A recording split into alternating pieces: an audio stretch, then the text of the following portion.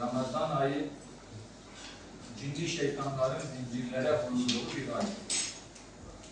Fakat maalesef yani cinli şeytanlar zincirlere vurulmuşken insi şeytanlar boş durmuyorlar ve çalışıyor.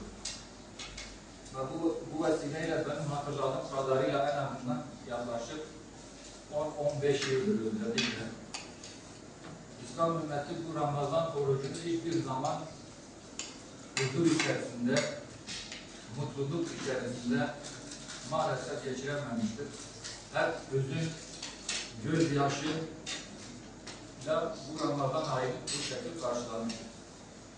Daha önce Irak'ta, Suriye'de devam eden bu zulüm bugün bu Ramazan ayında da Ramazan günler kalan Mısır'da baş gösterdi ve Mısır'da biliyorsunuz 25 Ocak'ta Mısır Kralının devrilmesiyle birlikte bir yıl bize dayanamadılar ve Mısır'daki Müslüman kardeşlerimize orada halkın hür iradesiyle demokratik bir çerçeveyle seçilen Muhammed Mursi'yi askeri darbeyle devirdiler. Çünkü diğer bütün yolları denediler. Onda başarılı olamayınca son çare askeri darbeyle o hükümeti düşürmek oldu.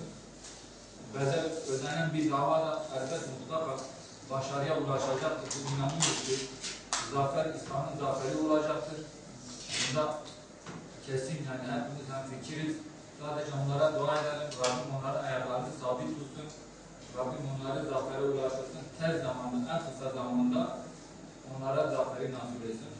Tekrardan buraya geldiğiniz için, davetimize icabet ettiğiniz için hepinize ayrı ayrı teşekkür ediyoruz. Allah oruçlarınızı kabul etsin.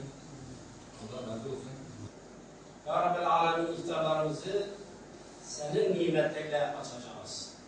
Ya Rabbim, oruçlarımızı, tüm hayırlı amellerimizi, güzel amellerimizi kendi için kabul et. Günahlarımızın affına vesile kıl. Ellerimizi sana açtık. Ya Rabbi, gönüllerimizi ve işlerimizi ıslah etmeyi sana havale ediyoruz.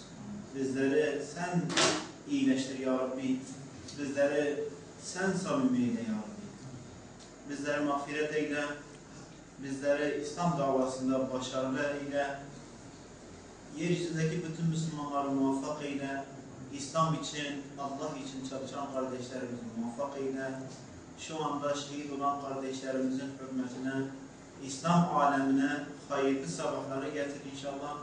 Onların da mükafat ve derecelerini yüksel. Bizlerin de onların mükafatlarından mükafatlandır.